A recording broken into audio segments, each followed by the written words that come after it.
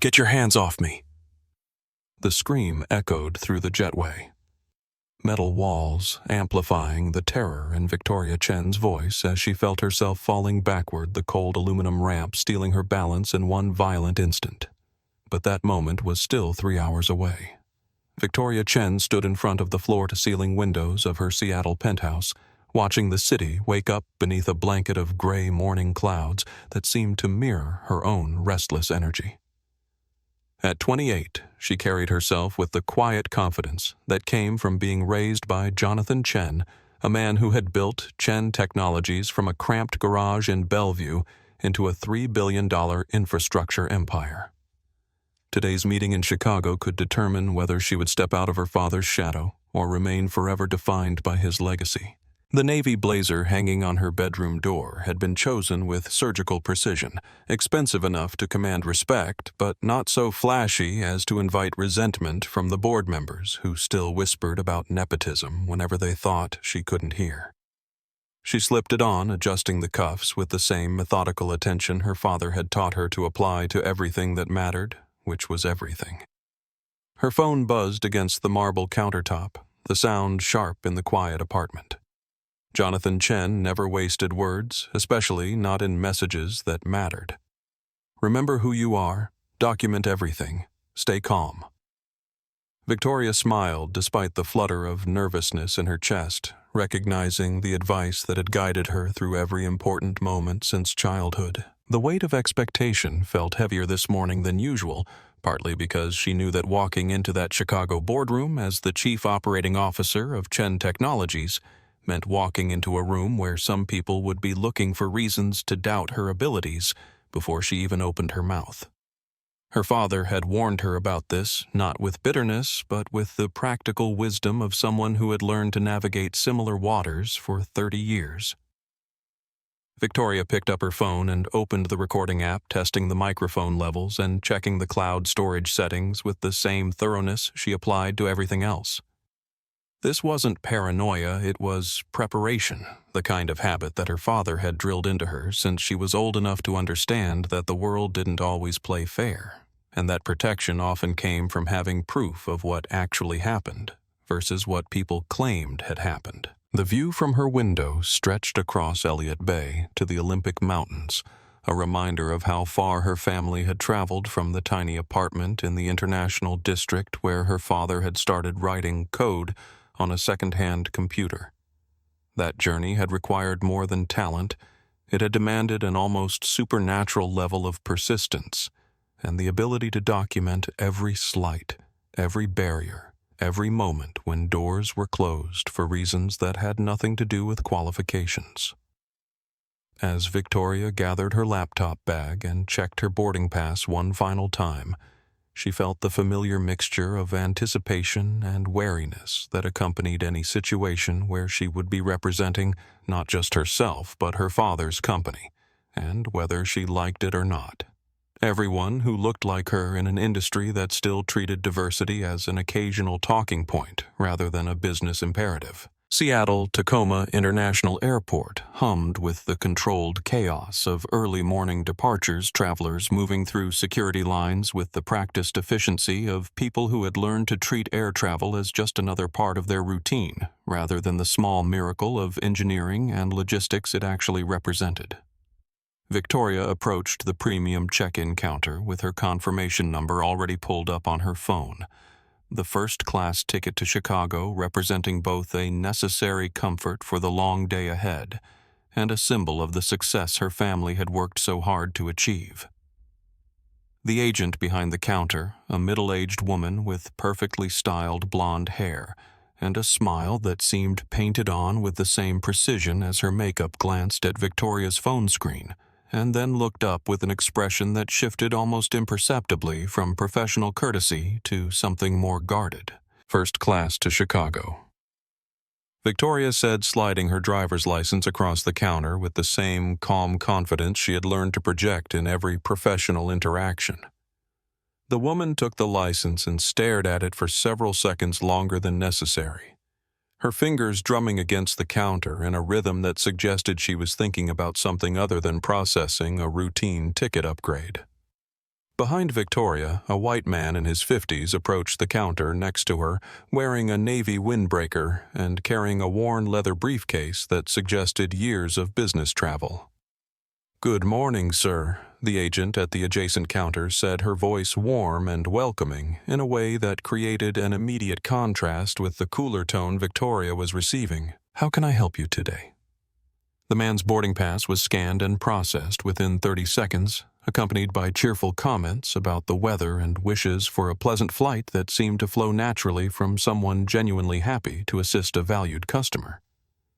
Victoria noticed the difference because she had been trained to notice such things not out of paranoia, but out of the practical reality that small disparities in treatment often served as early warning signs of larger problems that could be avoided if you recognized the patterns quickly enough. The agent finally handed back her identification and boarding pass, but not before asking, "And how did you purchase this ticket?" in a tone that suggested she was following some kind of protocol that hadn't been applied to the passenger who had just been processed with such efficiency.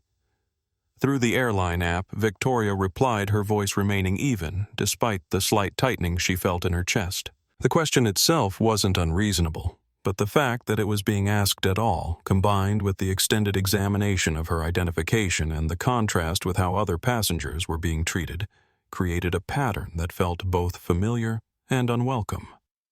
The agent typed something into her computer, her nails clicking against the keys with more force than seemed necessary for routine data entry. "It's quite an expensive ticket," she said, not looking up from her screen. Victoria waited for the comment to develop into an actual question, but when none came, she simply nodded and waited for the process to continue.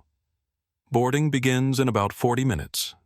The agent said, finally, handing over the boarding pass with a smile that looked more like a facial exercise than an expression of genuine customer service. Victoria thanked her and turned toward security, pulling out her phone to note the time and basic details of the interaction, in the same way her father had taught her to document anything that felt even slightly off. The security checkpoint provided another small test of patience, as Victoria found herself selected for additional screening, despite having both clear membership and TSA pre-check status that should have expedited the process considerably. The additional pat-down was conducted professionally but thoroughly, taking place in full view of other passengers who were moving through the standard metal detectors with minimal delay.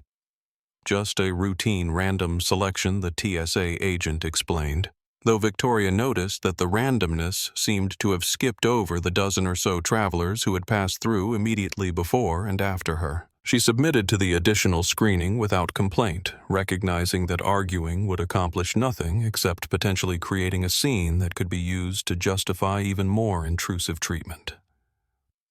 By the time Victoria reached the gate area, she had collected enough small incidents to fill half a page in her phone's notes app, each one individually defensible but collectively forming a pattern that felt as familiar as it was frustrating.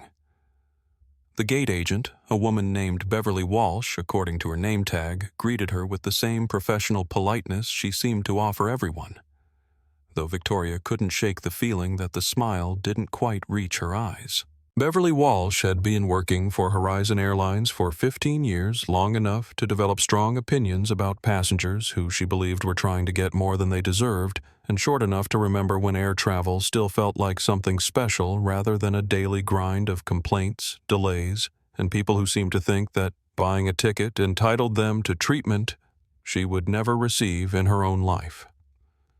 When first-class boarding was announced, she watched the line form with the practiced eye of someone who had learned to spot trouble before it had a chance to develop into the kind of incident that required paperwork and explanations to supervisors who never seemed to have enough time to hear the full story. Victoria approached with her boarding pass ready and her phone tucked into her jacket pocket where it could record without being obvious, a precaution that felt more necessary with each passing minute of what should have been a routine travel experience.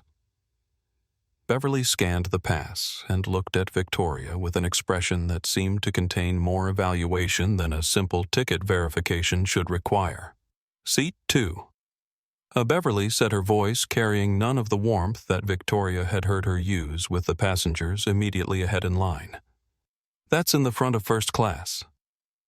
The comment hung in the air like a question that hadn't been asked directly, creating a moment of awkward silence that several other passengers seemed to notice. Yes, Victoria replied simply, seeing no reason to elaborate on what was already clearly stated on the boarding pass that had just been scanned successfully. Beverly stepped aside to let her pass, but not before giving her one more long look that felt more like an assessment than anything related to customer service. Inside the aircraft, the first-class cabin offered the kind of comfort that Victoria rarely indulged in but appreciated when business required long flights and productive work time during travel. She stowed her laptop bag in the overhead compartment and settled into her seat, noticing that the flight attendant who had been enthusiastically welcoming other passengers seemed to have suddenly become very busy with tasks that didn't involve making eye contact. When beverage service began, Victoria found herself receiving a plastic cup, while passengers around her were offered glassware, a small detail that might have gone unnoticed if it hadn't been part of an ongoing pattern of treatment that seemed designed to make her feel like she didn't quite belong in the space she had paid to occupy. She accepted the plastic cup without comment, but made another note in her phone, building a record that was becoming more detailed with each passing minute. Beverly Walsh moved through the cabin with the efficiency of someone who had performed these same tasks thousands of times, but Victoria noticed that her efficiency seemed to increase dramatically when she was serving passengers who looked like they belonged in first class, and decreased noticeably when she reached Victoria's row. The difference wasn't dramatic enough to cause a scene, but it was consistent enough to feel deliberate. "Ma'am, I need to see your identification again," Beverly said, appearing beside Victoria's seat with a handheld device that looked official enough to justify almost any request. Victoria looked up from her laptop where she had been reviewing notes for the Chicago meeting and felt the first real spike of irritation she had allowed herself to acknowledge all morning. "I showed my identification at the gate," Victoria said, keeping her voice calm despite the fact that no other passenger had been subjected to this level of ongoing verification. And again at the ticket counter. Beverly's jaw tightened slightly, suggesting that she didn't appreciate having her procedures questioned even politely. "It's routine procedure," Beverly replied, though the routine seemed to be remarkably selective in its application. Victoria handed over her driver's license again, watching as Beverly examined it with the same suspicious attention she had received at the check-in counter, as if there was something about her presence in first class that required ongoing confirmation rather than simple acceptance. Across the aisle, David Brooks had been watching the interaction with growing discomfort, recognizing the kind of treatment he had witnessed in boardrooms and business meetings where certain people seemed to face different standards without anyone ever explicitly acknowledging the disparity. He leaned slightly toward Victoria after Beverly moved away and spoke quietly enough that only she could hear. "You're seeing this too, right?" he asked, his voice carrying the kind of careful diplomacy that came from years of navigating corporate environments where stating the obvious could sometimes be more dangerous than pretending not to notice. Victoria nodded without turning her head, appreciating the validation while recognizing that having a witness might become important if the situation continued to escalate. Beverly returned to the galley area where she spoke in hushed tones with another flight attendant, their conversation accompanied by glances in Victoria's direction that were frequent enough to be noticed by several passengers, but subtle enough to maintain some degree of plausible deniability. The atmosphere in the cabin had shifted from the usual pre-flight calm to something more tense, as if everyone was waiting for something to happen without quite knowing what that something might be. When Beverly approached Victoria's seat for the third time carrying a different device and wearing an expression that suggested her patience was running thin, Victoria reached into her jacket pocket and activated the recording app on her phone, a precaution that felt both necessary and deeply unwelcome in what should have been a routine business flight. The aircraft door sealed with the heavy mechanical thunk that usually signaled the beginning of a journey, but for Victoria Chen it felt more like the closing of a trap she hadn't seen being set around her. Beverly Walsh stood in the aisle near the front of first class. her posture rigid with the kind of authority that flight attendants wielded within the confined space of an aircraft cabin where their word carried the weight of federal aviation regulations and passenger compliance was not just expected, but legally required. "Ma'am, I need you to come with me," Beverly said, her voice carrying across the quiet cabin with enough force that conversations stopped and heads turned in Victoria's direction. "There's an issue with your boarding that needs to be resolved before departure."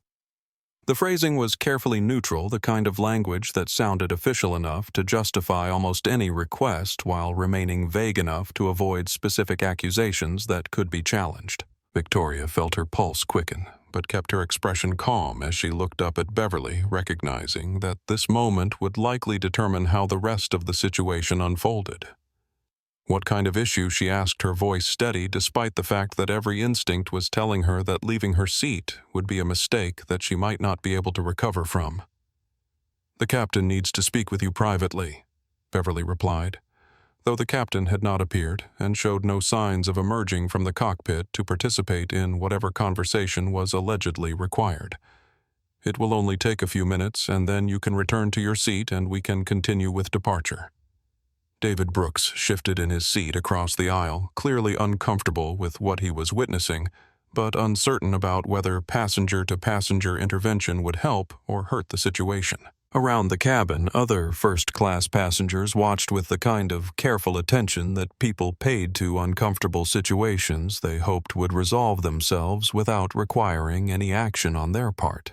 "I'd prefer that any conversation happen here," Victoria said, recognizing that the aircraft represented a controlled environment where everything was potentially being recorded and witnessed, while wherever Beverly wanted to take her would offer far fewer protections and much less oversight. "I haven't done anything that requires private discussion." Beverly's facade of professional courtesy cracked slightly, revealing something harder and more personal underneath. "Ma'am, you can either come with me voluntarily, or I can have security escort you off this aircraft," she said, her voice rising just enough that the threat carried to every corner of the first-class cabin. "I'm trying to handle this discreetly, but that's your choice." The implicit accusation hung in the air like smoke, creating the suggestion that Victoria had done something wrong without ever specifying what that something might be. It was a masterful piece of manipulation designed to make compliance seem reasonable and resistance appear suspicious. But Victoria recognized the technique because her father had taught her to spot it in business negotiations where people used authority and implied consequences to avoid having to justify their positions with actual facts. "I'll speak with the captain," Victoria said carefully, "but I'd like to know what this is regarding before we go anywhere." She kept her voice calm and reasonable, speaking loudly enough that her words would carry to the other passengers who were watching this unfold with increasing interest and discomfort. Beverly's expression hardened further, suggesting that she was not accustomed to having her authority questioned even politely and reasonably. "Ma'am, you're being disruptive," she said, employing the kind of circular logic that defined the behavior of complaining about it as the real problem. "Please gather your belongings and come with me now." Victoria remained seated, her hand resting near her phone where the recording app continued to capture every word of an interaction that was rapidly moving beyond anything that could be explained as routine passenger service. Around the cabin, the tension was becoming thick enough that even passengers who had been trying to mind their own business were now openly watching a situation that seemed to be escalating toward something no one wanted to witness. "I haven't been disruptive," Victoria said, her voice carrying clearly throughout the cabin. "I've answered your questions, provided identification multiple times, and complied with every reasonable request." The word reasonable hung in the air with just enough emphasis to suggest that the current situation was moving beyond that category.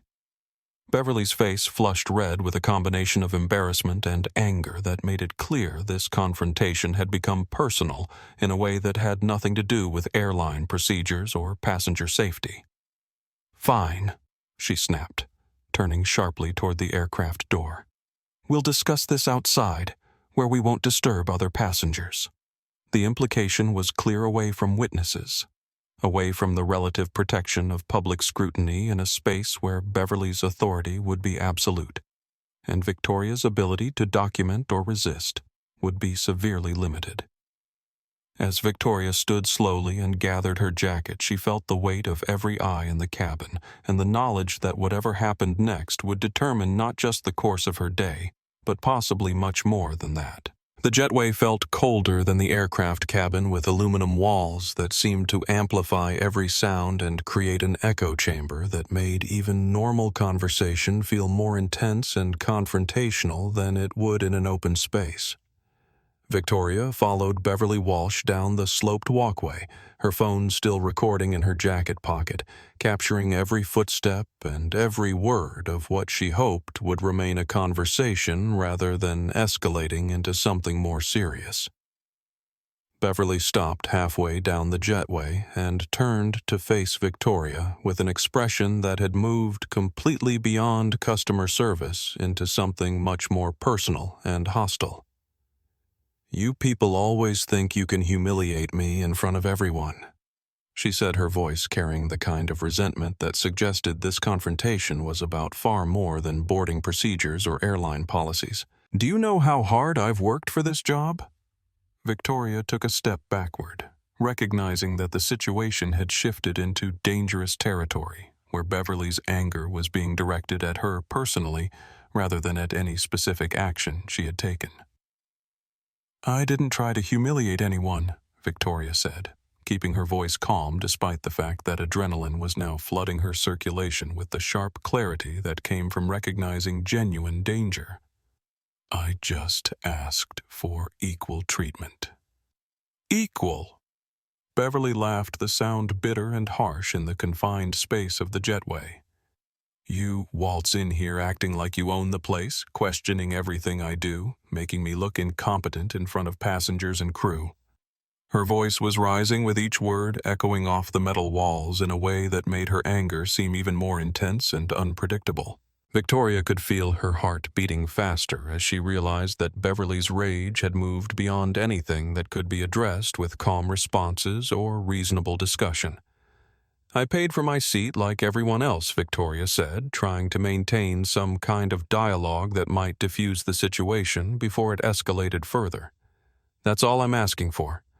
"You got me reprimanded," Beverly snapped, stepping closer in a way that felt threatening rather than conversational. "Made me look like some kind of racist in front of my supervisor, in front of passengers, in front of crew members I have to work with every day." The accusation was delivered with the kind of fury that suggested Beverly genuinely believed she was the victim of the situation rather than the cause of it. "Your behavior did that," Victoria replied, the words coming out with more force than she had intended, but carrying the weight of frustration that had been building throughout the morning's series of incidents. "I didn't make you treat me differently from other passengers." The response hit Beverly like a physical blow, her face flushing an even deeper red as she absorbed the implication that her actions had been wrong rather than justified. For a moment, she stood perfectly still, hands clenched into fists at her sides, breathing heavily through her nose like someone trying to control rage that was threatening to overwhelm her completely. "Don't you dare!" Beverly said, her voice dropping to a whisper that was somehow more frightening than her earlier shouting. "Don't you dare stand there and lecture me about behavior." She took another step forward, close enough now that Victoria could see the hatred burning in her eyes, raw and unfiltered by any pretense of professionalism. Victoria instinctively moved backward, but the jetway's slope worked against her, making it difficult to maintain her balance while trying to create distance from someone who was clearly on the edge of losing control completely. "Beverly, please," she said, trying to use the woman's name to create some kind of personal connection that might pull her back from whatever precipice she was approaching. The sound of her own name seemed to snap something inside Beverly Walsh, as if hearing it spoken aloud by someone she saw as beneath her was the final insult she could tolerate. Her hands shot forward, slamming into Victoria's shoulders with enough force to send her stumbling backward down the sloped walkway, arms windmilling desperately as she tried to catch her balance on surfaces that offered no grip or support. Victoria's body hit the metal railing with a sound like a gunshot, the impact driving the air from her lungs and sending shock waves of pain through her ribs and spine. She bounced off the railing and continued falling, her head striking the aluminum floor with a sickening crack that echoed through the jetway like the sound of something breaking that could never be repaired. For a moment that felt like eternity. Everything was silent except for the ringing in Victoria's ears and the sound of her own breathing, which seemed unnaturally loud in the sudden stillness that followed the violence. She could taste blood in her mouth and feel wetness on her forehead where her skin had split against the metal flooring, warm and sticky against the cold air of the jetway. Above her, Beverly stood frozen, her hands still extended from the shove, her face a mask of shock and dawning horror as she realized what she had done and what the consequences might be. She slipped. Beverly said aloud, though there was no one else in the jetway to hear the lie. I tried to catch her, but she slipped. Victoria lay still for several seconds, not because she was unable to move, but because she needed time to assess the damage and gather her thoughts enough to respond appropriately to what had just happened. Through the pain and disorientation, one thought cut through everything else with crystal clarity. Her phone was still recording, and whatever happened next would determine whether this moment became just another buried incident or something that could create real change. "You pushed me," Victoria said, clearly her voice carrying despite the fact that she was lying on the cold metal floor with blood running down her face. "And my phone is recording everything." The words hit Beverly Walsh like a second physical blow, her face going pale as the implications crashed over her with the weight of an avalanche. She stood motionless, watching as Victoria slowly pushed herself up to a sitting position, one hand pressed against the cut on her forehead, the other reaching for the phone that would document everything that had just transpired in this cold metal corridor where no one was supposed to be watching. David Brooks had his phone out before he consciously decided to use it, the marketing executive's instincts for documentation kicking in as soon as he heard the sound of impact echoing from the jetway through the aircraft's open door. He pushed past the other first-class passengers who were standing in the aisle trying to see what had happened, his phone already recording as he stepped into the jetway, and found Victoria Chen sitting on the metal floor with blood streaming down her face while Beverly Walsh stood above her mouth opening and closing, like someone who had forgotten how to speak. "What happened here?" David asked, though his phone was already capturing evidence of what had clearly been more than an accident given the distance between where Beverly stood and where Victoria was sitting. The angry red marks on Victoria's jacket, where hands had grabbed and pushed, and the look of pure panic in Beverly's eyes as she realized she was being recorded by someone who had witnessed the aftermath of her assault. She slipped. Beverly said automatically, the lie sounding hollow even to her own ears as she repeated it like a mantra that might somehow change reality if she said it enough times. I tried to catch her, but she was moving too fast down the slope. Her voice was shaking now, all pretense of authority or control completely abandoned, as the magnitude of what she had done began to sink in. Victoria looked up at David with eyes that were clear despite the blood on her face, her mind sharp even through the pain and shock of what had just happened. "Did you see her push me?" she asked, knowing that witness testimony would be crucial in whatever followed, assuming that anyone would be willing to tell the truth about what they had observed rather than finding reasons to look the other way. "I heard the impact," David replied carefully, still recording as he spoke. "And I saw you on the ground with her standing over you." He paused, looking directly at Beverly, whose face had gone completely white as she realized that her version of events was already being contradicted by someone who had no reason to lie. "That doesn't look like someone who tried to catch a falling passenger." Other passengers had begun emerging from the aircraft, drawn by the commotion and the sound of voices raised in distress, their faces showing the kind of shocked confusion that people displayed when the normal order of things collapsed suddenly and violently in front of them. A flight attendant appeared behind them, her expression shifting from annoyance at the delay to horror as she took in the scene of Victoria bleeding on the jetway floor while Beverly stood frozen in obvious guilt. "We need medical assistance," David said, addressing the flight attendant while keeping his phone trained on the scene, documenting everything with the thoroughness of someone who understood that video evidence would be far more powerful than any written report or second-hand account. And security. This wasn't an accident. Beverly finally found her voice again, though it came out as more of a whimper than the authoritative tone she had been using just minutes earlier. "This is all a misunderstanding," she said, looking around at the growing crowd of witnesses as if she could somehow convince them all to forget what they had seen or heard. "I was trying to help her maintain her balance on the slope." Victoria pressed her hand against the cut on her forehead, feeling the warmth of blood against her palm, while her other hand retrieved her phone from her jacket pocket. The screen showing that the recording app had captured everything from the initial confrontation through the assault and its immediate aftermath. "The recording will show exactly what happened," she said, her voice steady, despite the pain and the surreal nature of having to defend herself while sitting on a metal floor with her own blood on her face. The crowd of passengers had grown larger, some holding their own phones as they documented the scene. Their faces showing a mixture of shock, anger, and the kind of uncomfortable recognition that came from witnessing something they had always known was possible, but hoped they would never have to see firsthand. Someone in the back called for airport security while another passenger was already on the phone with what sounded like emergency medical services. David Brooks continued recording as he knelt beside Victoria, offering her his jacket to press against the cut on her forehead while keeping his phone positioned to capture Beverly's increasingly frantic attempts to control a situation that had already spiraled completely beyond her ability to manage. "Are you okay to move?" he asked Victoria quietly, though he made sure his voice was loud enough for the phone to pick up her response. "I think so," Victoria replied, accepting the jacket and pressing it against her forehead, where the bleeding was beginning to slow, but had not yet stopped completely. "But I'm not going anywhere until security gets here and documents what happened."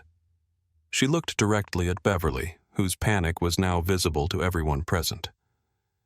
"This doesn't get swept under anyone's carpet." Beverly Walsh stared at the crowd of passengers at the phones, recording her every word and expression at the evidence of her assault bleeding on the jetway floor, and finally understood that her 15-year career with Horizon Airlines had just ended in the most public and devastating way possible. "I never meant for this to happen," she said, though the words sounded more like a confession than an explanation. "But you did mean to push me," Victoria said, her voice carrying clearly to every phone and every witness present in the jetway. "And now everyone knows what that looks like when someone with power decides that someone else doesn't deserve basic human respect."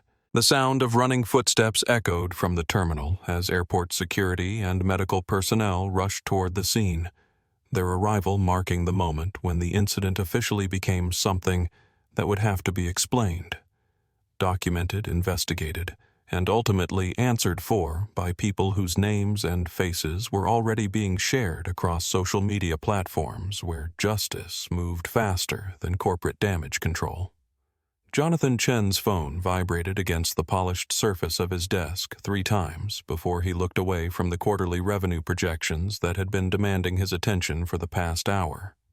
The numbers representing the kind of incremental growth that built empires but rarely generated headlines or required immediate action. The message notification showed Victoria's name with a video attachment and no accompanying text, which immediately triggered the parental alarm system that every father developed when their children reached the age where silence often meant trouble. He opened the video without hesitation, expecting perhaps a delayed flight announcement or travel update, but instead finding himself watching his daughter's face covered in blood while a flight attendant stood over her in what was clearly the aftermath of some kind of confrontation. The sound quality was clear enough to pick up every word of the conversation that followed, including Victoria's calm statement that her phone was recording everything, and by the time the video ended, Jonathan Chen had transformed from concerned father to something far more focused and dangerous. The intercom on his desk buzzed before he could fully process the implications of what he had just witnessed. "Mr. Chen, there are several urgent calls holding Patricia Evans," said her voice carrying the kind of controlled urgency that suggested she already knew that something significant had happened. "Hospital legal department and someone from Horizon Airline's corporate office." Jonathan stood slowly, his mind already shifting into the strategic mode that had carried him through 30 years of building a technology empire while black in an industry that had spent most of those 3 decades suggesting that people who looked like him were better suited for other types of work.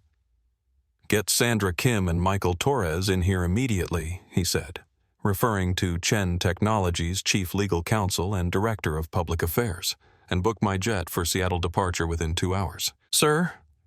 "What should I tell the callers?" Patricia asked, though her tone suggested she already understood that whatever had happened was serious enough to require the full attention of senior executives who normally dealt with quarterly board meetings rather than emergency crisis management. "Tell Horizon Airlines that they'll be hearing from our legal team," Jonathan replied, his voice carrying the kind of calm that people who knew him well recognized as far more dangerous than any amount of shouting or emotional display. "Tell the hospital I'm on my way.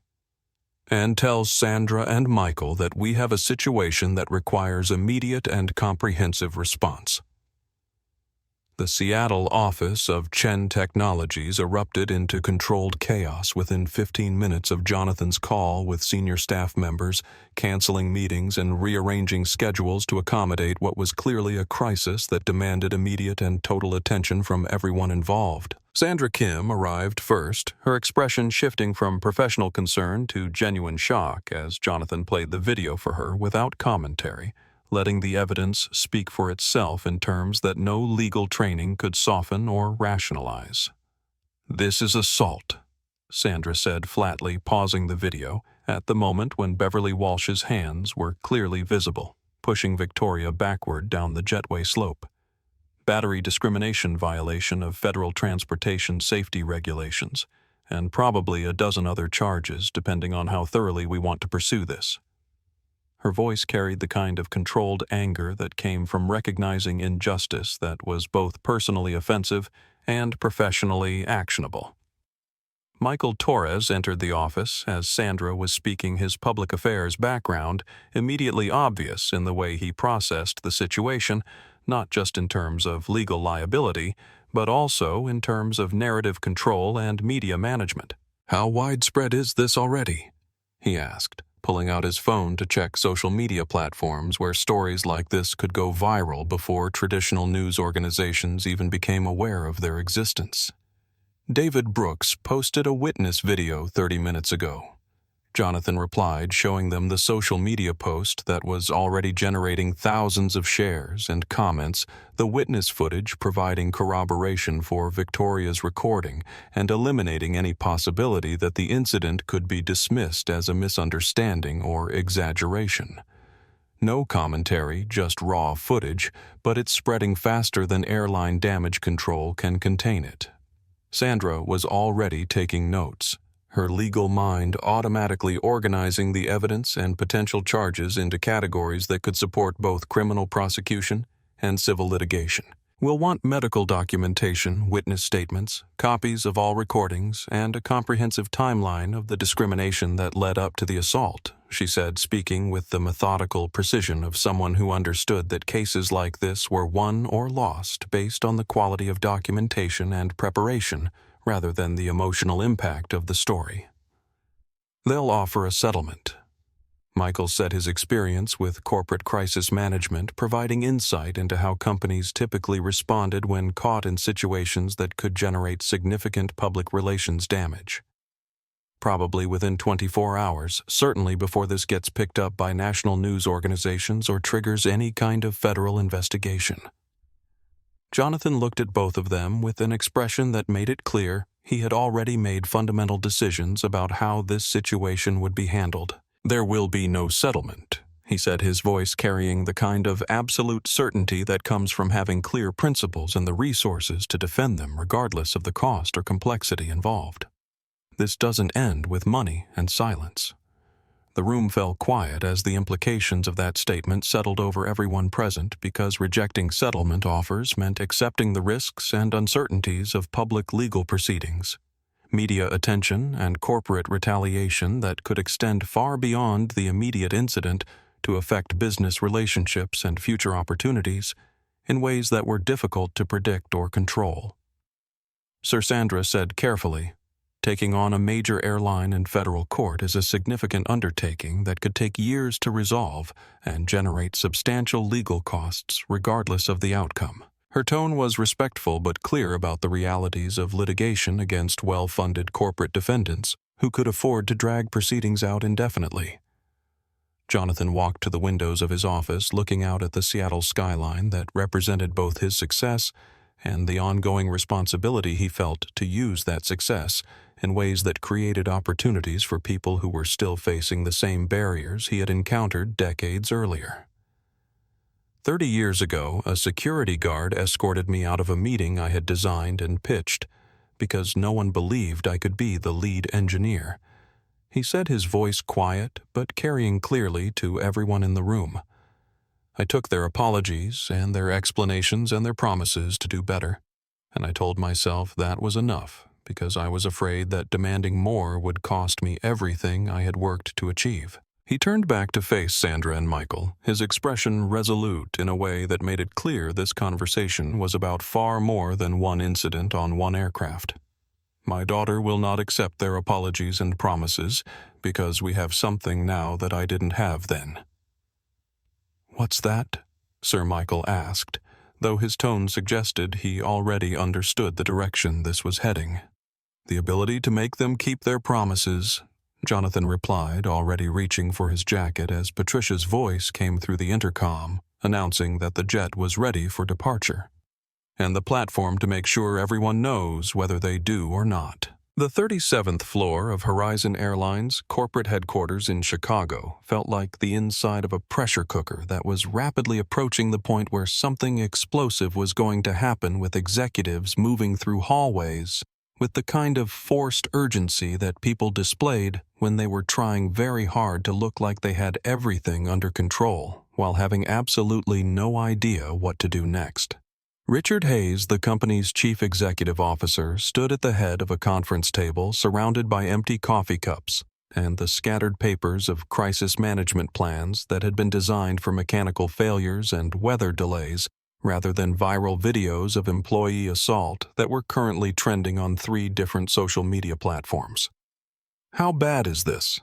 Richard asked for the 4th time in 20 minutes. Though the question was becoming more rhetorical with each repetition, as the answers continued to get worse instead of better. The head of public relations, a woman named Jennifer Walsh, who had the unfortunate coincidence of sharing a last name with the flight attendant who had created this disaster, looked up from her phone with the expression of someone who was watching her professional reputation crumble in real time. 17,000 shares in the first hour. Jennifer reported, her voice carrying the kind of careful neutrality that public relations professionals used when delivering news that was going to make everyone in the room angry. "Major news outlets are picking it up. Congressional staff are making informal inquiries, and our stock is down 8% since the video went live." She paused, checking her phone again as new notifications continued to arrive faster than she could process them. "And we're getting reports of similar incidents from passengers who are now coming forward with their own stories." The head of human resources, a nervous man named Robert Harrison, shuffled through a thick folder of documents with the same expression that people wore when they were looking for something they hoped they wouldn't find but suspected was definitely there. "Beverly Walsh has 17 complaints in her personnel file," he said quietly, his voice barely audible above the hum of air conditioning that suddenly seemed unnaturally loud in the silence that followed his announcement. 17, Richard's voice rose sharply, suggesting that this was the first time he was hearing about the extent of Beverly's disciplinary history. How does someone with 17 complaints continue working for this company without anyone flagging her as a problem employee? Robert's face flushed red as he realized that he was about to become the next target of executive anger that was looking for someone to blame for a situation that had grown far beyond any individual employee's ability to create or contain. The complaints were handled through our standard internal process, he said, reading from notes that suddenly seemed inadequate for explaining how such an obvious pattern had been allowed to continue unchecked. Verbal warnings, additional training, performance improvement plans.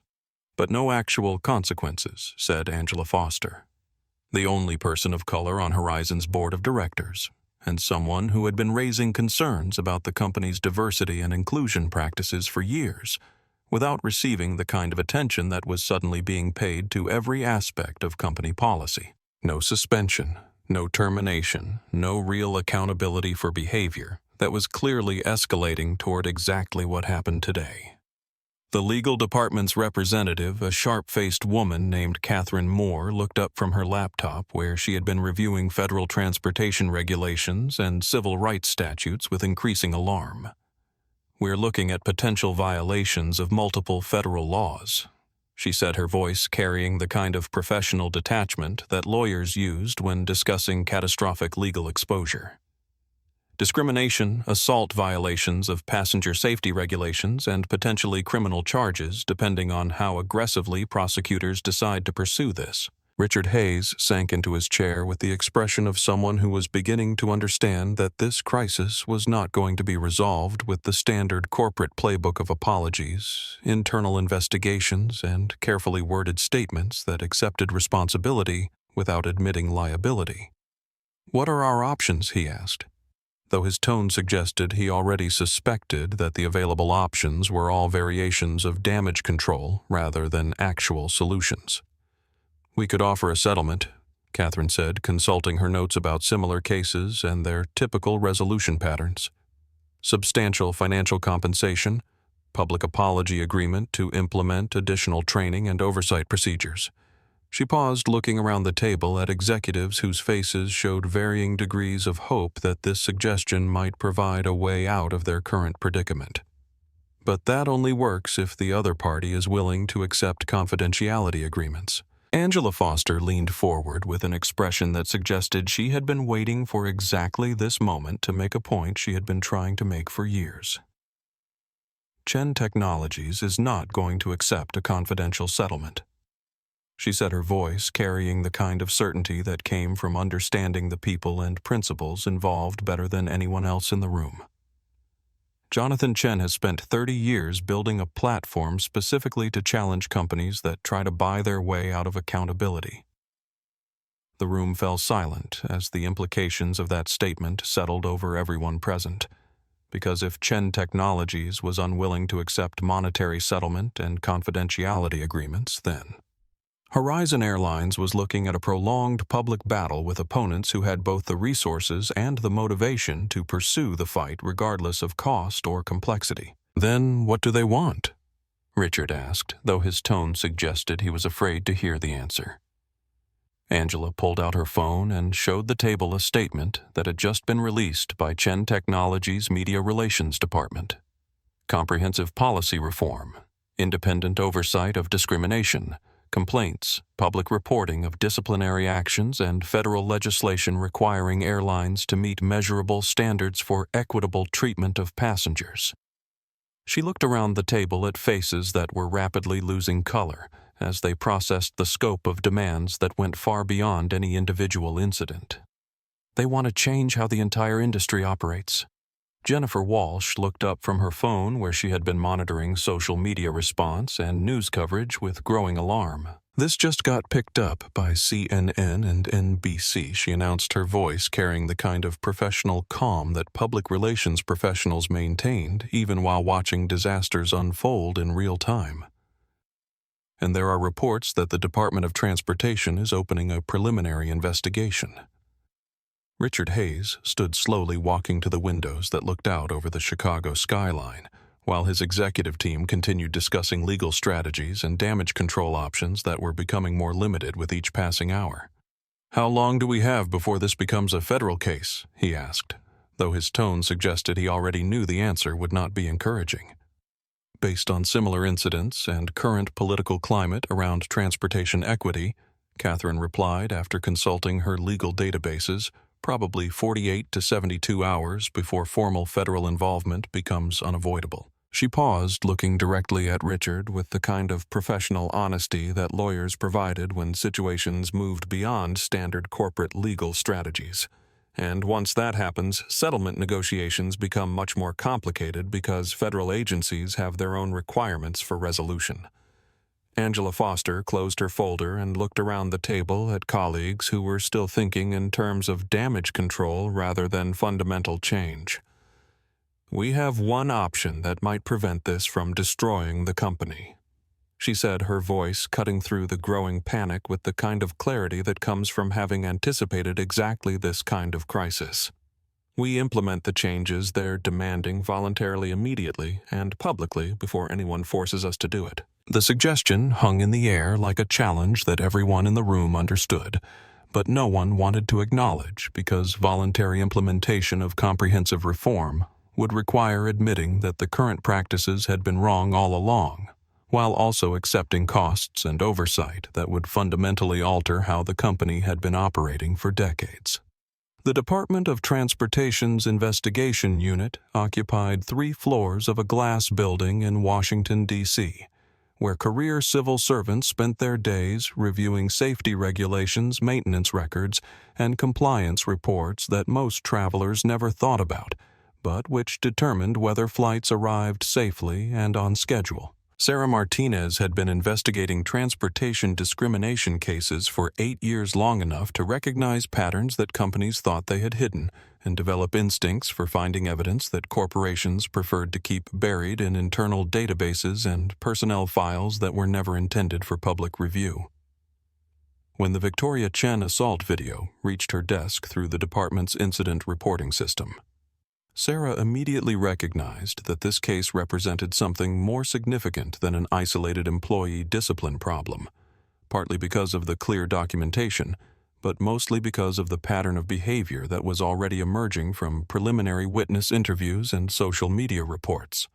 She opened a new case file and began the methodical process of requesting records that would reveal whether Beverly Walsh's actions represented individual misconduct or something larger and more concerning. Horizon Airline's initial response to the federal records request had been predictably cautious, providing the minimum documentation required by law while arguing that employee personnel files contained sensitive information that should remain confidential to protect privacy rights. Sarah had seen this strategy countless times before, and knew that it usually indicated companies were trying to hide evidence that would contradict their public statements about isolated incidents and rogue employees. The breakthrough came from an unexpected source when Maria Rodriguez, a former Horizon Human Resources manager, contacted Sarah's office through the federal whistleblower reporting system with an offer to provide internal documents that she had copied before leaving the company 6 months earlier. Maria's motivation was partly professional conscience and partly personal experience, since she had been pressured to reclassify discrimination complaints as customer service issues whenever the complaints might generate legal liability for the company. "They called it complaint management," Maria explained during a recorded interview in Sarah's office, her voice steady, despite the obvious nervousness that came from providing testimony that could end her career in the airline industry. Any complaint that mentioned race, gender, or religion was automatically flagged for reclassification as a customer service misunderstanding unless there was physical injury or video evidence that couldn't be disputed. Sarah reviewed the documents that Maria had provided, finding a pattern of complaint handling that was both comprehensive and carefully designed to avoid federal oversight while maintaining plausible deniability about discriminatory treatment of passengers. Beverly Walsh's name appeared in 17 separate incident reports over 5 years, with complaints ranging from verbal harassment to inappropriate physical contact. but none of the reports had been forwarded to federal agencies as required by transportation discrimination regulations. What happened to employees who filed these reports? Sarah asked, taking careful notes that would become part of an official federal investigation with the potential to trigger criminal charges and civil penalties that could reach into the millions of dollars. Maria shifted in her chair, clearly uncomfortable with the direction the conversation was heading, but committed to providing complete and accurate testimony, regardless of the personal cost. Some were transferred to different positions, some were laid off during cost reduction programs, and some were subjected to performance improvement plans that made their jobs impossible to perform successfully, she said. The message was clear: if you created problems for management, management would create problems for you. The documentation that Maria provided showed a deliberate corporate strategy of protecting problematic employees when terminating them would require acknowledging patterns of discrimination that could trigger federal investigations and legal liability. Beverly Walsh had been retained despite multiple complaints, because firing her would have required explaining why someone with such an extensive disciplinary record had been allowed to continue working in customer service roles where her behavior affected passengers who had rights under federal transportation laws. Sarah spent the next week interviewing former employees, reviewing complaint records, and analyzing corporate policies that were designed to minimize legal liability rather than prevent discriminatory treatment of passengers. The picture that emerged was one of institutional indifference to discrimination complaints and active resistance to federal oversight through techniques that were technically legal but clearly contrary to the spirit of transportation equity regulations. This goes far beyond Beverly Walsh, Sarah told her supervisor during a briefing that would determine whether the investigation expanded to include corporate executives and board members who had overseen policies that enabled discrimination to flourish unchecked.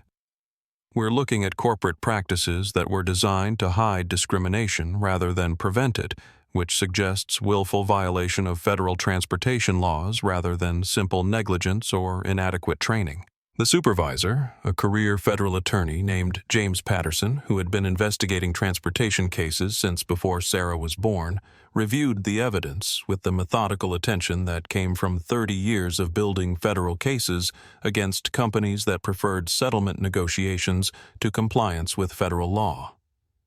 "How strong is the documentation?" he asked, understanding that federal transportation cases required evidence that could withstand corporate legal challenges in federal court, where companies could afford to hire the best defense attorneys available.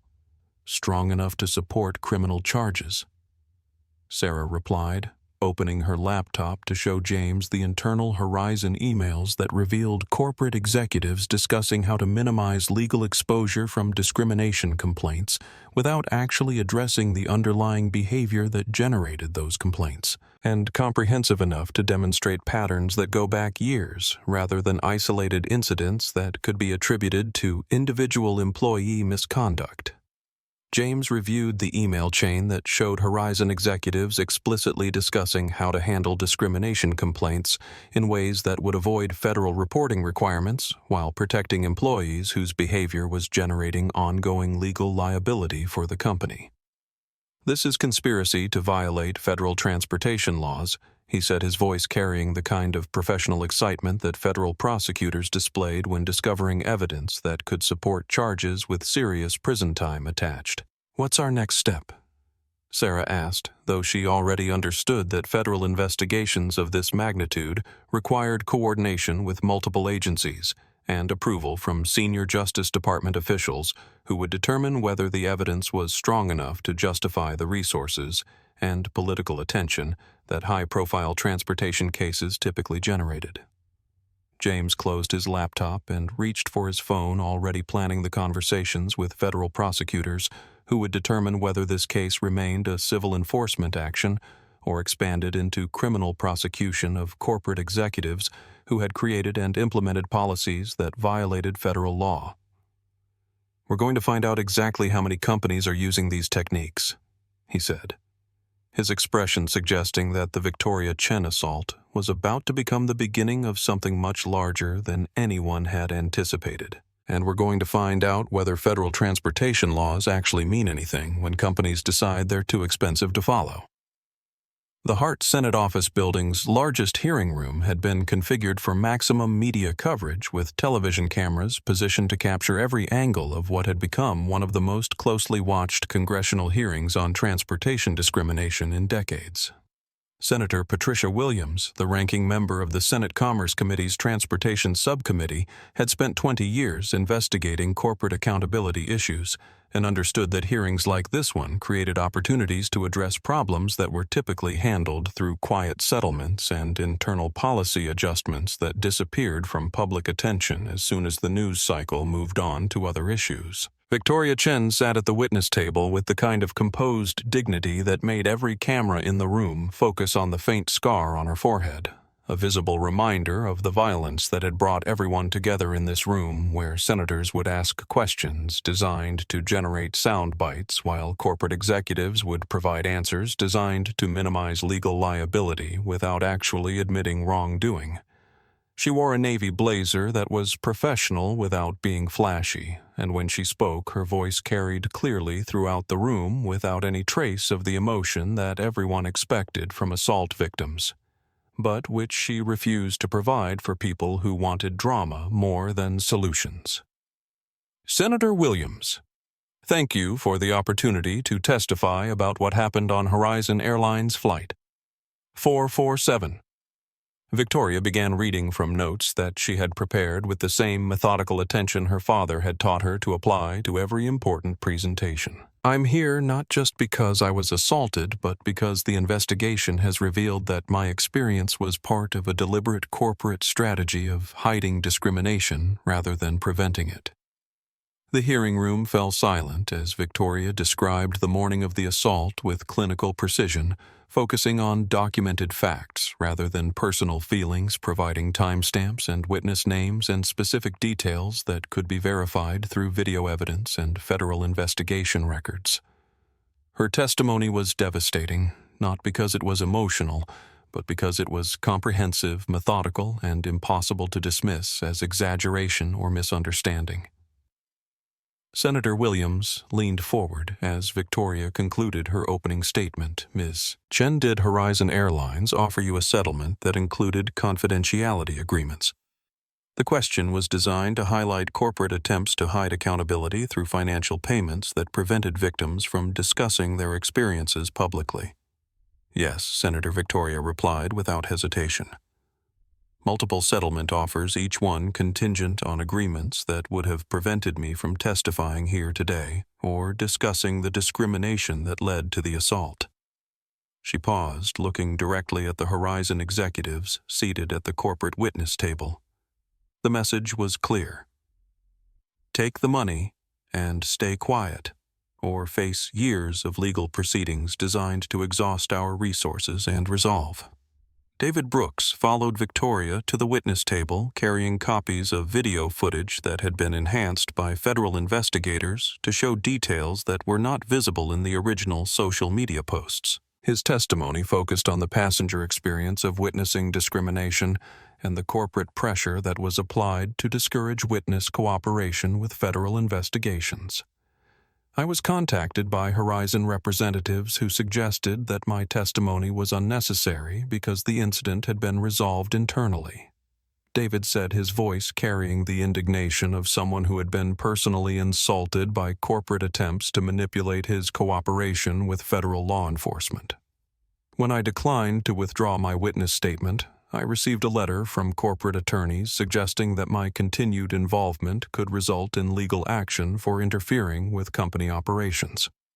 The corporate intimidation tactics that David described drew sharp questions from senators who understood that witness tampering in federal investigations could result in criminal charges for corporate executives who authorized or encouraged such behavior. Senator Williams asked David to describe the specific threats he had received, creating a record that federal prosecutors could use if they decided to expand their investigation to include obstruction of justice charges.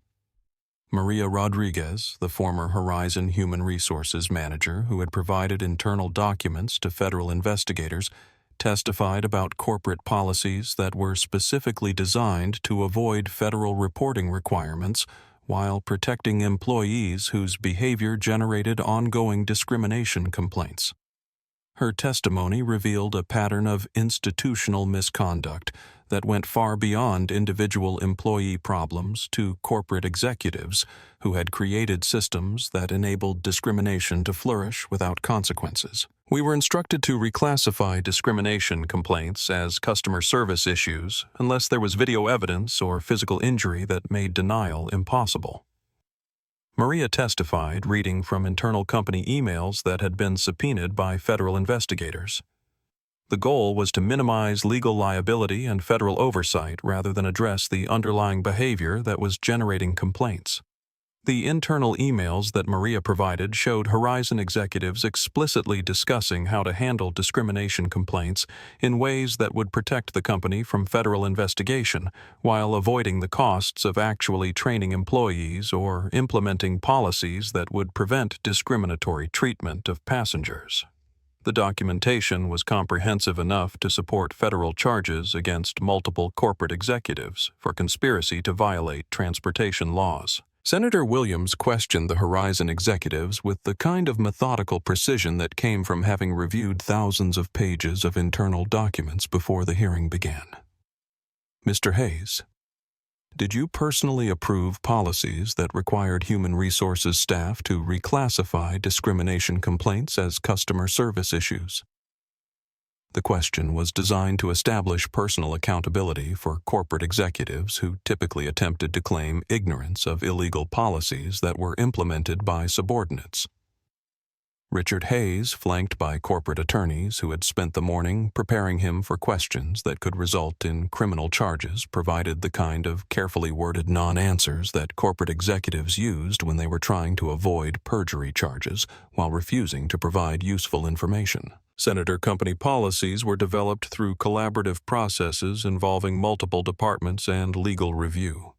He said, reading from prepared talking points that had been designed to avoid any direct admission of personal knowledge or responsibility.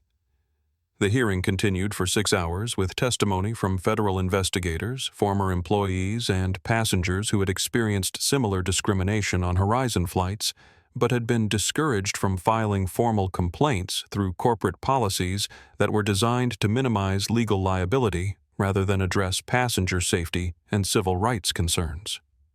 By the time the hearing concluded, the record included enough evidence to support both criminal charges against corporate executives and federal legislation requiring airlines to implement measurable standards for equitable treatment of passengers. Senator Williams concluded the hearing with a statement that federal transportation laws were meaningless unless they included enforcement mechanisms that created real consequences for companies that chose to violate passenger rights, and announced that comprehensive transportation equity legislation would be introduced within 30 days, with support from both parties and multiple federal agencies that had been investigating similar practices throughout the airline industry.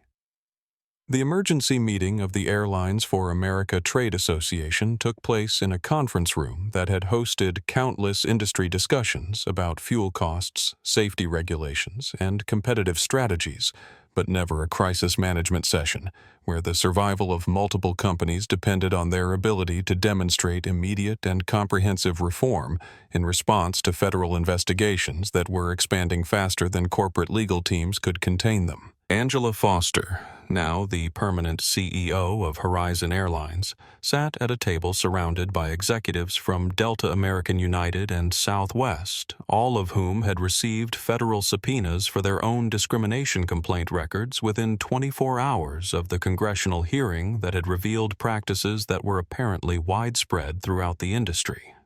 We have 48 hours to announce voluntary compliance with federal oversight before the Department of Transportation moves to mandatory enforcement. Angela announced to the room, her voice carrying the kind of authority that came from having successfully navigated the crisis that was now threatening everyone else at the table. Companies that get ahead of this will have input on how the new regulations are structured. Companies that wait for federal mandates will have compliance requirements imposed without consultation. The CEO of American Airlines, a man named Patrick Sullivan, who had spent 15 years climbing corporate hierarchies and had never faced a crisis that couldn't be resolved through legal settlements and public relations campaigns, looked around the table with the expression of someone who was beginning to understand that traditional corporate damage control strategies were not going to work against opponents who had rejected settlement offers and were demanding structural changes to how the entire industry operated. "What exactly is Chen Technologies demanding?" Patrick asked, though his tone suggested he already suspected that the demands would go far beyond anything the industry had previously been required to implement. Angela distributed copies of what was being called the Chen Protocol, a comprehensive framework for preventing, documenting, and addressing discrimination in transportation services that had been developed by legal experts, civil rights organizations, and federal agencies working together to create standards that would be both enforceable and effective.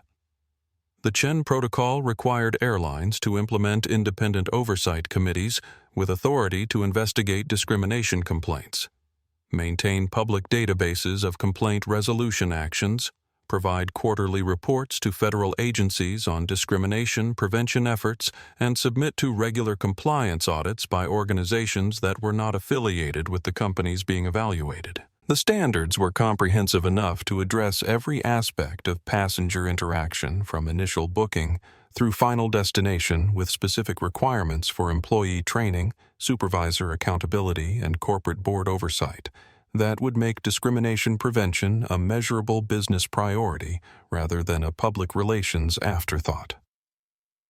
"This is going to cost millions," said the representative from Southwest Airlines, a woman named Carol Zhang, who had been reviewing the financial implications of compliance with federal standards that were designed to prevent discrimination rather than simply respond to complaints after discrimination had already occurred.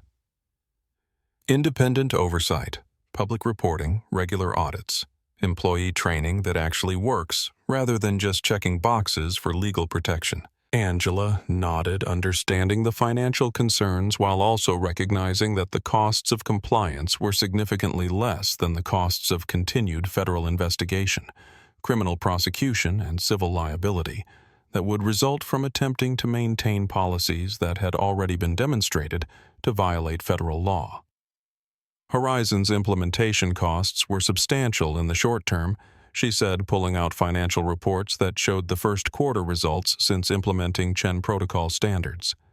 But customer satisfaction is up, employee retention is improved, and legal costs are down significantly because we're preventing problems rather than responding to crises. The meeting continued for 3 hours as industry executives reviewed federal requirements, discussed implementation timelines, and calculated the costs of compliance versus the costs of continued resistance to federal oversight that was becoming more comprehensive and aggressive with each passing day. By the end of the afternoon, 6 major airlines had agreed to voluntary implementation of Chen Protocol standards with public announcements, scheduled to demonstrate industry commitment to passenger rights and civil rights enforcement that would prevent the kind of incident that had exposed widespread discriminatory practices. Within weeks, the changes were visible to passengers throughout the transportation industry, with new reporting procedures posted prominently in airport terminals, employee training programs that focused on recognizing and preventing discriminatory behavior rather than simply avoiding legal liability, and oversight committees that included civil rights organizations and federal agency representatives who had authority to investigate complaints independently of corporate management. The transformation was comprehensive enough that passenger advocacy organizations began recommending airlines based on their commitment to equitable treatment, rather than just scheduling convenience and price competition. Federal agencies reported immediate improvements in complaint resolution, with discrimination issues being addressed through transparent processes that included measurable consequences for employees and managers who failed to meet federal standards for passenger treatment. The Department of Transportation established permanent oversight programs that monitored airline compliance with civil rights requirements, creating accountability mechanisms that had previously been missing from federal transportation policy. Beverly Walsh pleaded guilty to federal assault charges and was sentenced to community service probation and restitution payments that would continue for 5 years, during which time she was prohibited from working in any transportation-related position that involved passenger contact. Her criminal conviction became part of a federal database that prevented problematic employees from moving between airlines without disclosure of their disciplinary history, eliminating the industry practice of allowing employees with discrimination complaints to simply change companies and continue the same behavior. The Congressional Transportation Equity Bill was signed into law 6 months after Victoria Chen's testimony, creating federal standards for discrimination prevention and complaint resolution that applied to all forms of public transportation, including airlines, rail systems, bus companies, and ride-sharing services. The legislation included funding for enforcement mechanisms and civil rights training programs that were designed to prevent discrimination rather than simply respond to incidents after they occurred. Victoria Chen was appointed to the Federal Transportation Equity Advisory Committee, where she worked with civil rights organizations, industry representatives, and federal agencies to develop implementation guidelines that balanced passenger protection with operational practicality. Her position provided a platform for continued oversight of industry compliance and advocacy for passengers who continued to experience discrimination despite improved policies and training programs. Victoria Chen stood in her new office on the 40th floor of Chen Technologies headquarters, looking out at the Seattle skyline while reviewing quarterly reports that showed measurable improvements in transportation, discrimination, complaints, and resolution procedures across the industry that had been transformed by her refusal to accept settlement money and stay quiet about what had happened on that December morning, in a cold jetway where no one was supposed to be watching. The title on her door read, Head of Equity Innovation, a position that had been created specifically to focus corporate resources on developing and implementing solutions to discrimination problems that extended far beyond the aviation industry to affect every aspect of service delivery in hospitality, retail, and technology sectors. The work was challenging in ways that Victoria had not anticipated, partly because corporate executives who were enthusiastic about diversity initiatives during public relations campaigns often became resistant when asked to implement specific changes that required measurable accountability and ongoing oversight by independent organizations that could not be controlled or influenced by the companies they were evaluating. Her experience with forced implementation at Horizon Airlines had taught her that voluntary compliance programs were often designed more for publicity than effectiveness, which meant that meaningful change required external pressure and federal enforcement rather than corporate goodwill. Jonathan Chen had stepped back from day-to-day operations of Chen Technologies to focus on advocacy work and policy development, spending his time consulting with federal agencies and civil rights organizations on strategies for expanding transportation equity requirements to other industries where discrimination remained common, but largely unaddressed by existing legal frameworks.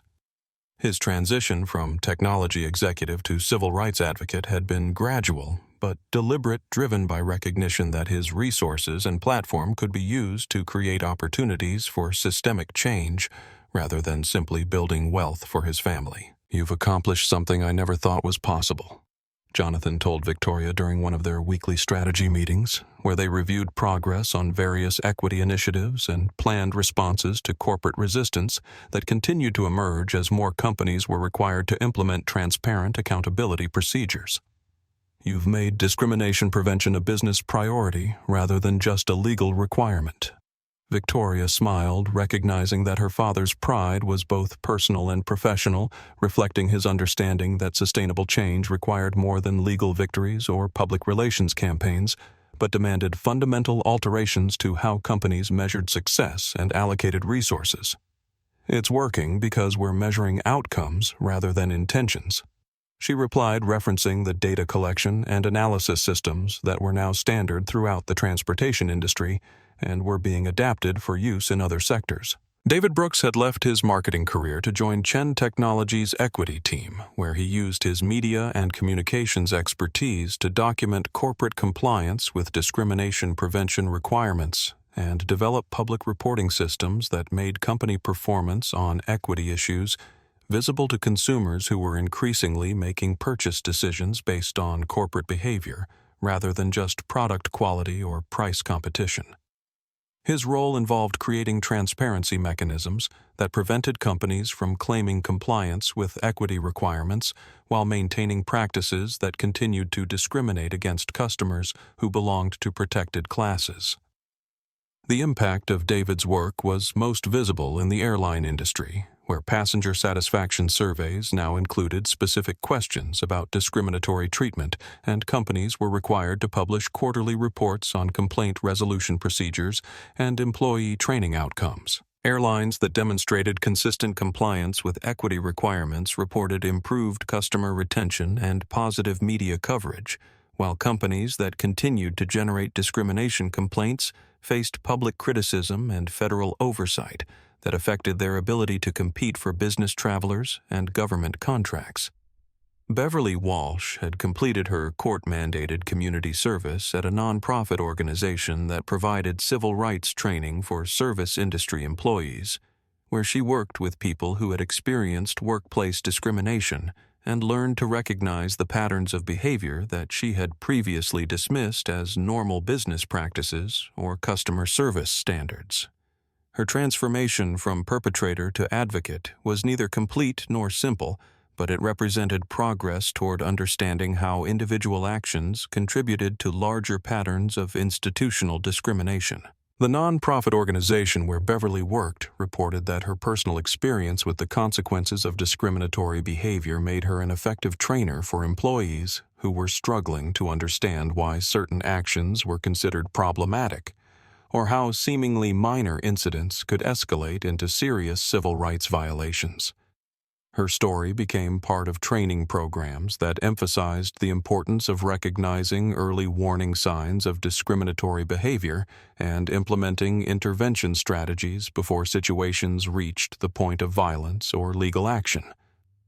Angela Foster's leadership at Horizon Airlines had transformed the company from an industry embarrassment into a model for how transportation companies could implement comprehensive equity programs while maintaining operational efficiency and financial profitability. Under her direction, Horizon had become the first airline to achieve full compliance with all federal transportation equity requirements and had developed internal training programs that were being adopted by other companies throughout the industry.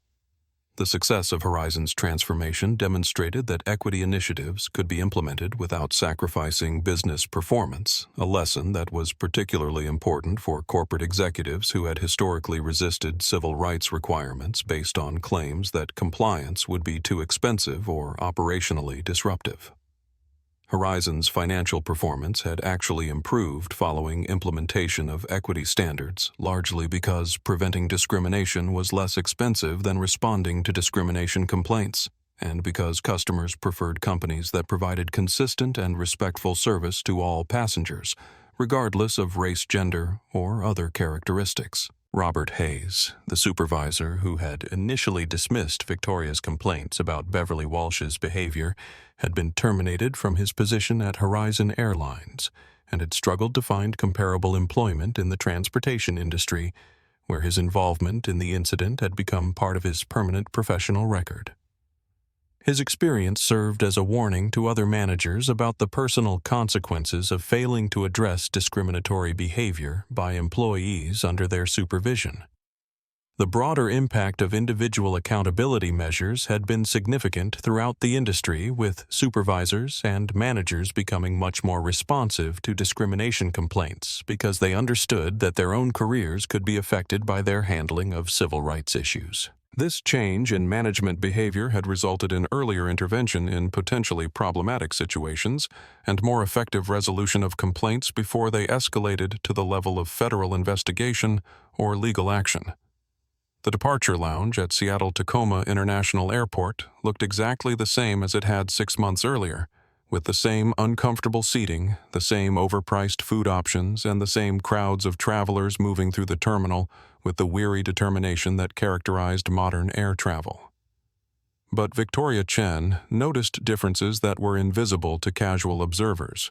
but significant to anyone who understood what systematic change actually looked like when it was implemented correctly and maintained consistently. The gate agent's interaction with passengers showed a level of professional consistency that had previously been reserved for travelers who looked like they belonged in first class, and the boarding process proceeded with the kind of respectful efficiency that suggested employees had received training that actually changed behavior rather than simply checking boxes for legal compliance. Victoria approached the gate for Horizon Airlines Flight 273 to Chicago, with the same boarding pass that would have triggered additional scrutiny and discriminatory treatment 6 months earlier.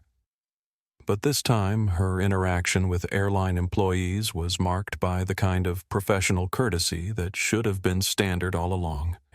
The gate agent scanned her boarding pass without commentary about the cost or questions about how it had been purchased, and when first-class boarding was announced, she was welcomed aboard with the same warmth that was extended to every passenger, regardless of race, age, or any other characteristic that had previously influenced how airline employees decided who deserved respectful treatment. "Good morning, Ms. Chen," the flight attendant said, checking the passenger manifest to ensure she used the correct name rather than making assumptions about whether passengers belonged in the seats they had paid to occupy. "Can I help you with anything before we prepare for departure?"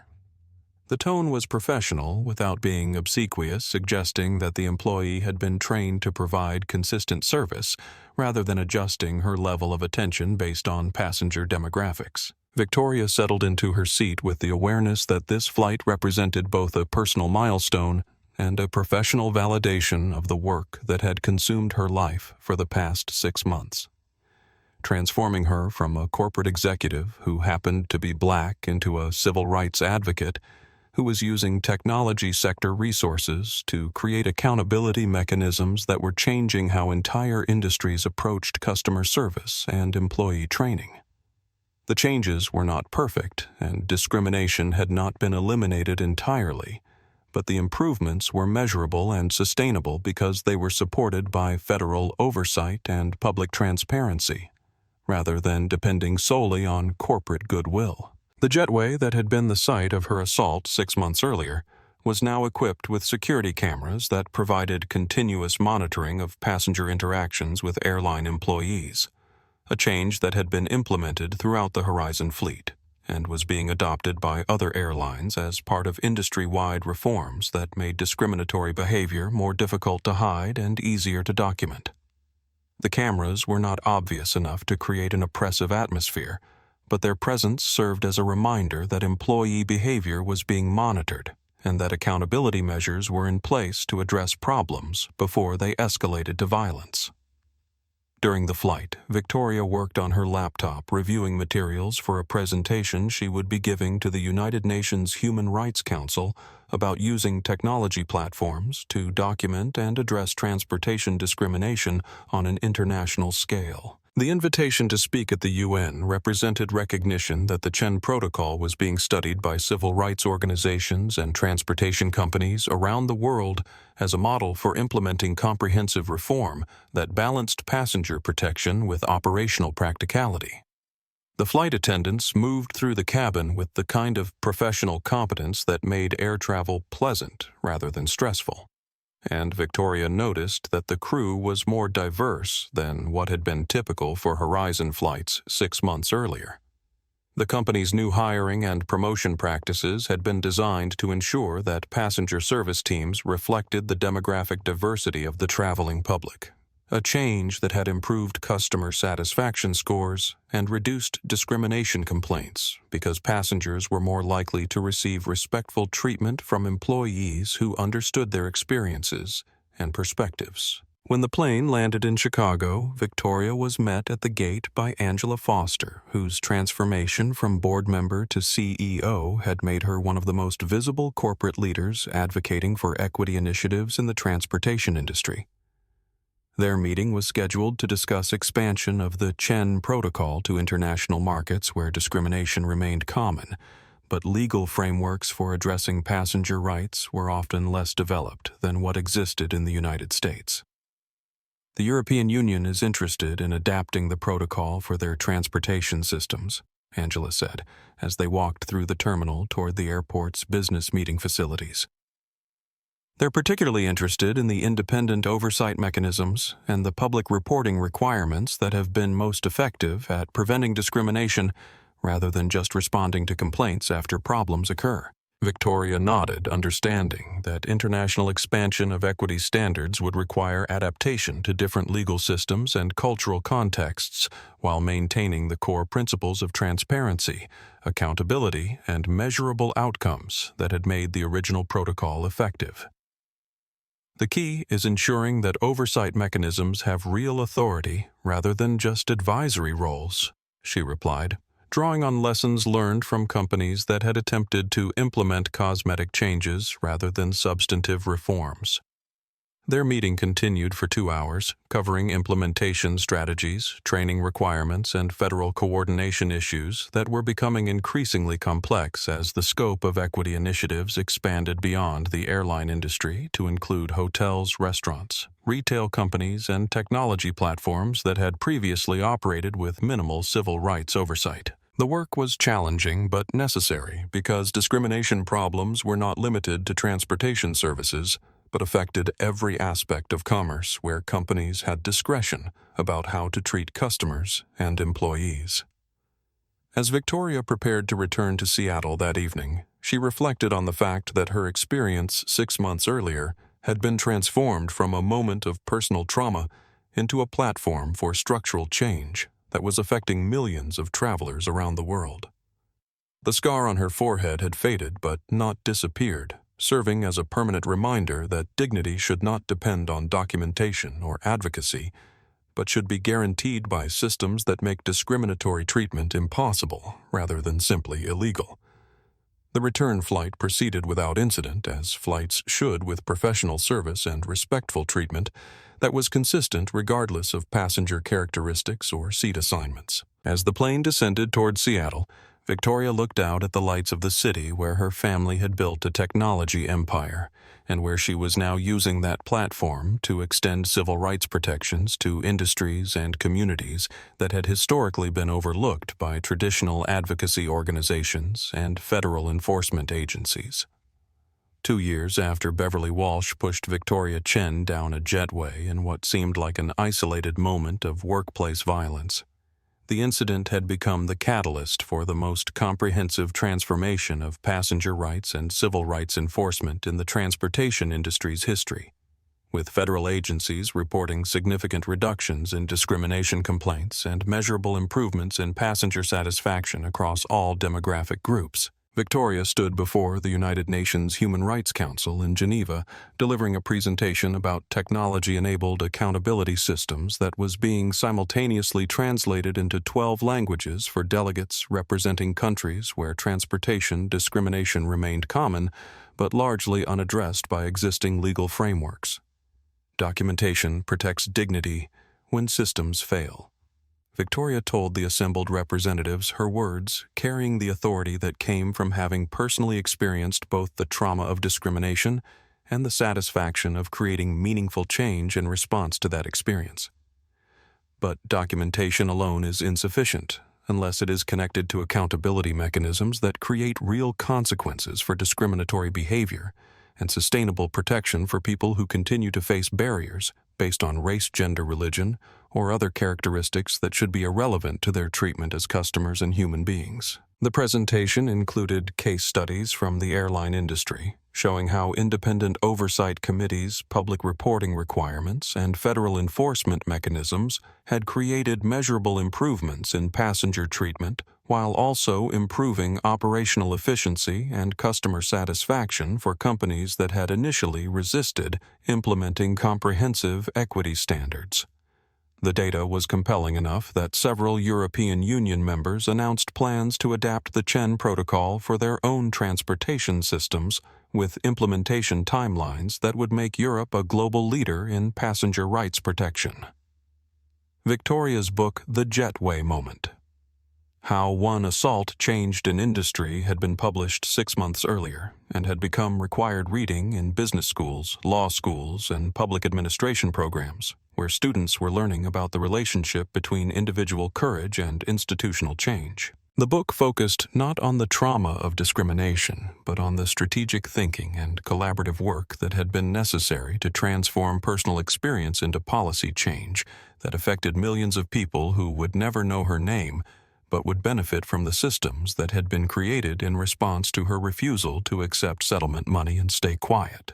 The United Nations presentation concluded with Victoria announcing the establishment of an international transportation equity monitoring program that would provide technical assistance and funding for countries that were committed to implementing comprehensive passenger rights protections, with support from technology companies, civil rights organizations, and federal agencies that had learned valuable lessons from the American experience with discrimination prevention and accountability enforcement. The program represented recognition that civil rights were human rights that required international cooperation and resource sharing, rather than individual country solutions to problems that affected travelers around the world.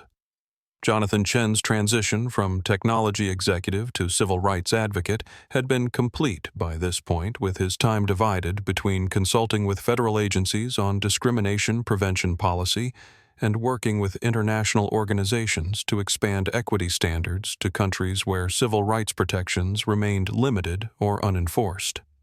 His experience building Chen Technologies had provided valuable insights about using technology platforms to create transparency and accountability in industries that had historically operated with minimal oversight or public scrutiny. "We're not trying to punish companies for past discrimination," Jonathan explained during an interview with the Wall Street Journal about the economic impact of equity initiatives on corporate profitability and operational efficiency.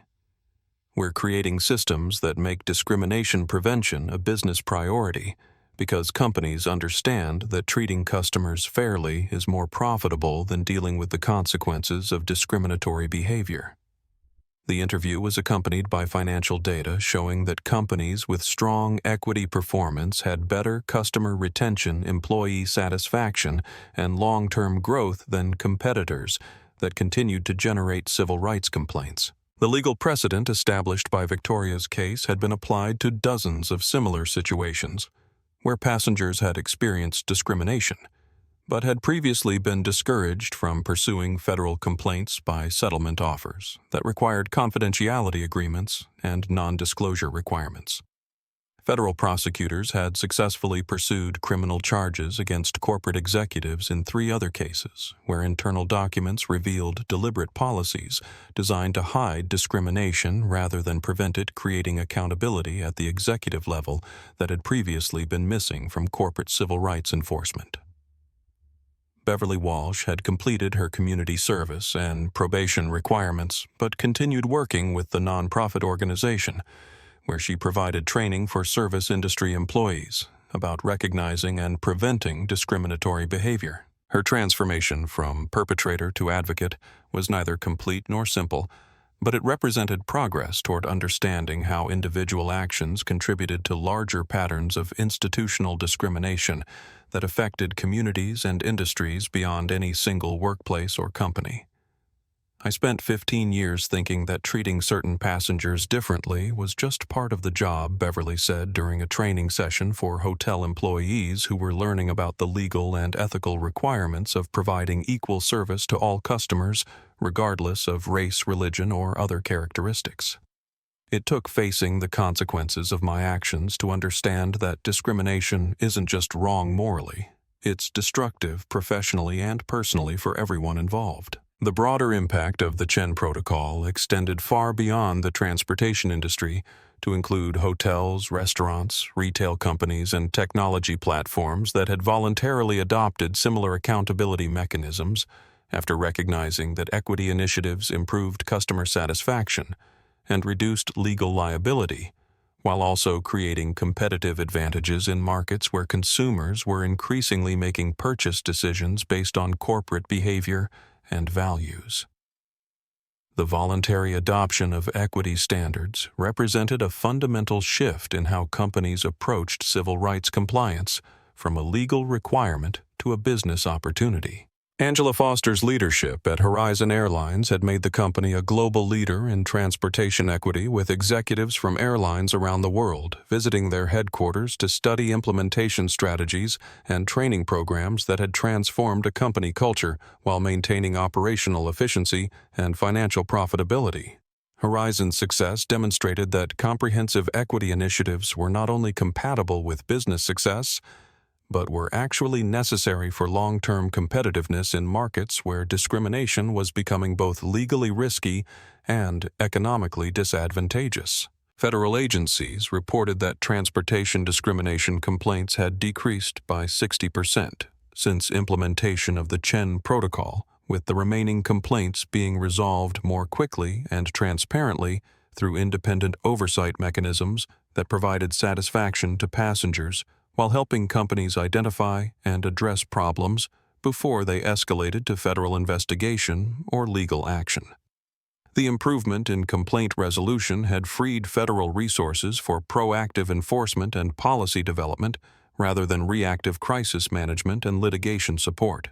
Victoria's work with the Transportation Equity Advisory Committee had expanded to include consultation with other industries that were facing similar challenges with discrimination, prevention, and accountability enforcement, creating opportunities for cross-sector learning and resource sharing that maximized the impact of limited civil rights enforcement resources while ensuring that lessons learned in one industry could benefit other sectors where discriminatory treatment remained common but poorly documented or addressed. 5 years after the assault, Victoria Chen stands before a graduating class of airline management trainees, her faded scar barely visible, as she addresses the diverse group of future industry leaders who will inherit transportation systems that prioritize dignity and respect for all passengers regardless of race, gender, or economic status. The Chen Protocol is now standard across global transportation networks, and discrimination complaints are handled transparently through independent oversight mechanisms that have made equality in travel a measurable reality rather than an aspirational goal. What began as one woman's refusal to remain silent has become an international framework for civil rights protection that extends far beyond aviation to every industry where service delivery affects human dignity. At Horizon Airlines, now recognized as a global leader in equitable transportation services, Angela Foster reviews quarterly reports showing improved customer satisfaction, increased employee retention, and enhanced profitability that demonstrates how accountability systems benefit companies as well as passengers. The transformation from crisis to excellence proves that civil rights compliance is not a burden on business performance, but an investment in sustainable success that attracts customers, employees, and investors who value ethical corporate behavior. Meanwhile, Beverly Walsh completes her final month of community service work forever changed by confronting the harm her actions caused and committed to ensuring that other service industry employees understand the personal and professional consequences of discriminatory behavior. Victoria's phone, the device that captured everything that December morning, sits framed in her office, a reminder that documentation protects dignity while silence protects harm. When people ask if the fight was worth the personal cost and professional disruption it required, she points to the millions of travelers who now move through the world with greater safety and respect.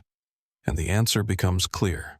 One moment of courage properly documented and persistently pursued can indeed transform entire industries and create lasting protection for people who deserve equal treatment simply because they are human beings worthy of dignity and respect. If this story moved you like this video to help us reach more people with this important message, subscribe to our channel for more inspiring stories of ordinary people doing extraordinary things to make the world more fair and just. Your subscription helps us continue sharing these crucial stories that need to be told. And please share this video with your family, friends, and community. These stories of standing up for what's right, especially when it's difficult, need to reach as many people as possible. Together we can build a world where every person knows they belong wherever they've earned the right to be. Drop a comment below and tell us about a time when you or someone you know stood up against injustice. Your stories matter. Your voice matters.